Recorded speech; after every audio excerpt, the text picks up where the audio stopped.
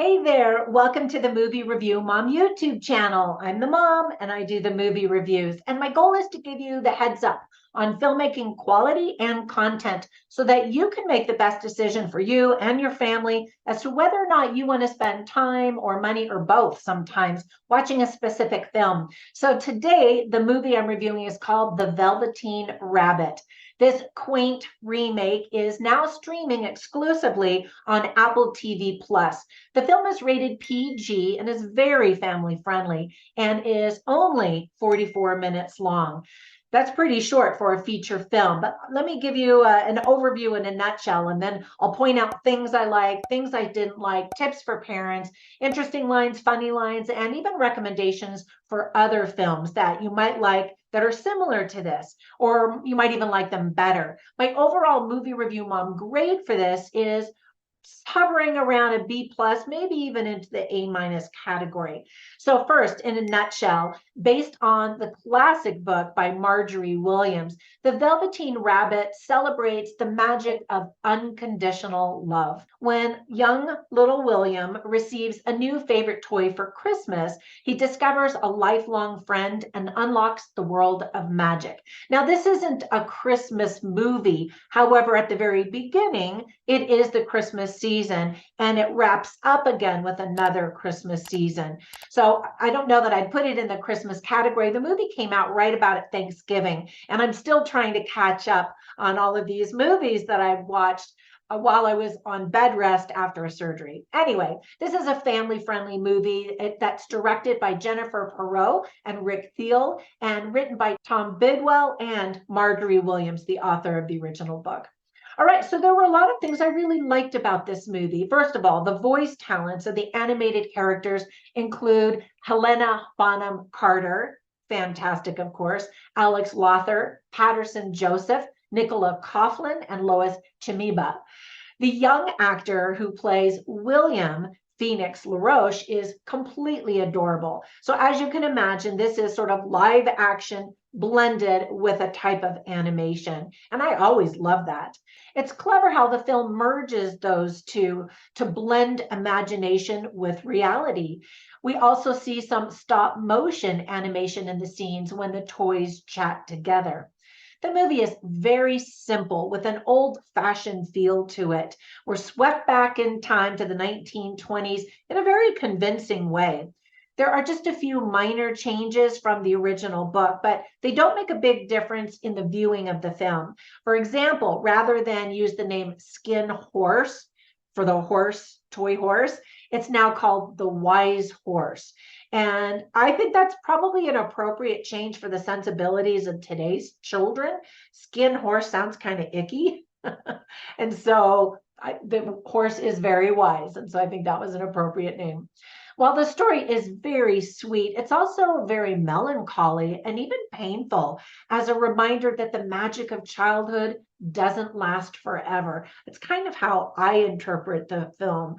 It's not my favorite, but it's very sweet and tender just because I guess as I get older, it makes me sad to think, that was it, my childhood. And now as a mom whose children are growing and leaving the house, it makes me very melancholy that their childhood is over too, So prepare to have some tissues on hand. Ultimately, the original tell is a reminder that the magic in our lives is created when we love others. And really point that out to your kids if you watch this with them, and you should. Now, there were just a few things I didn't like or thought could have been done differently. For example, the movie felt so short because it is. I get it though. The book is short too, so it's best not to add filler content just to beef up the length. I've seen other short stories do that, and the storytelling suffers a little bit because it does feel like fluff. So if you only have, less than an hour and you want to sit down with your kids, this would be a good movie for that. The ending seemed to come so abruptly and subtly also. I think I would have liked to have seen more magic in the final transformation to make it clear to the children what happened, as well as some wisdom, maybe some more wisdom from the horse about love. I'm watching it and all of a sudden, oh, movie's over. The only character really with any warmth is Momo, played by Tilly Vosberg. Otherwise, the movie feels a little chilled, maybe? Maybe it's just me. Comment down below. Let me know what you think. As I mentioned, there's a deep sadness in the story, and I don't know if it will resonate well with today's children who are used to happy endings and dance-filled celebrations, right, before the rolling credits begin. So if you watch this with your young children, let me know what they think. I have 3 little grandchildren. I mean, they're 2 and 1 years old. So I can't have this great, meaningful conversation with them about how they interpret this movie. And then my children are just too old to look at it with childlike eyes. So anyway, I'm super curious. Let me know what your kids think. Now, speaking of kids, let me give you some tips for parents. You're definitely going to want to talk to your kids about what is real and what is pretend. This movie might be a little bit confusing for them because the line is blurred a little bit. When my kids were very little, toddlers, my husband used to play a game with them and say, what's real, what's pretend? And, he'd hold up a stuffed animal or a little picture book, and then he'd say something that was real. And, they caught on pretty quickly.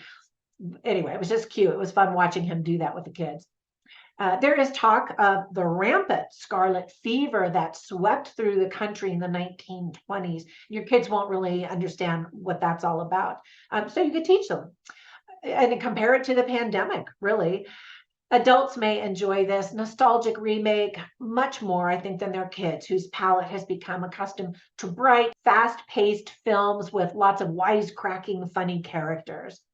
All right, so some of the themes that are worth talking about and having good conversations with your kids are making friends, love, judgment, change, magic, imagination, and even death.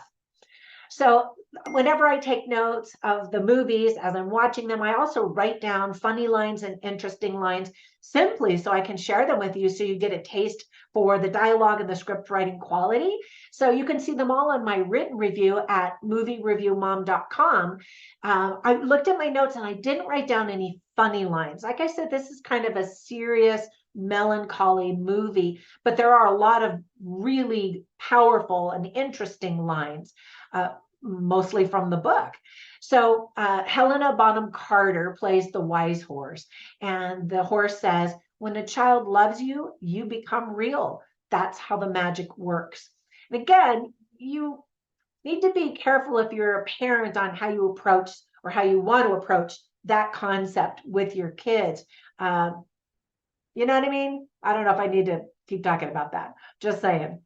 Then the fairy is voiced by Nicola Coughlan, and she says, you don't become real by making someone love you. You become real when you act with unconditional love and kindness, like you did last night. She's saying that to the little rabbit, which I thought was really sweet. And again, the point is unconditional love. Also, another line spoken by the fairy is, being real is not about how you look, it's about what's in your heart. And then the final line that I want to share with you is by the wise horse again. And she says, generally, by the time you are real, most of your hair has been loved off and your eyes drop out and you get loose in the joints and very shabby. But these things don't matter at all because once you are real, you can't be ugly except to people who don't understand. That line is brilliant, right?